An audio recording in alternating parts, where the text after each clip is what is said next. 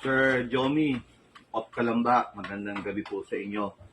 So ito na po yung pinareserve nyo at nag-down payment na po kayo. 2 araw po tayong hindi nag-meet dahil sa mga schedule po ninyo. Pero makakaasa po kayo na okay na po. Sold na po ito sa inyo.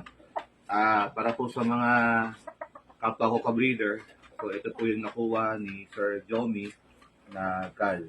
So ito po. Kung makikita po nyo, medyo balintilitan lang po siya kasi po mana sa nanay. Pero yung po kanyang feathering, very shiny, it indicates po na very healthy po yung manok. Saka po yung kanyang paa, okay po. So balancing po. Yun lamang po mga ka-breeder. At pipilitin ko po na lahat po kayo ipagbigyan.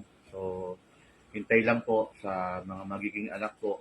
At God bless po at lagi ko pong sinasabi, piliin po nating mas maging mabuti araw-araw. Good night po at God bless.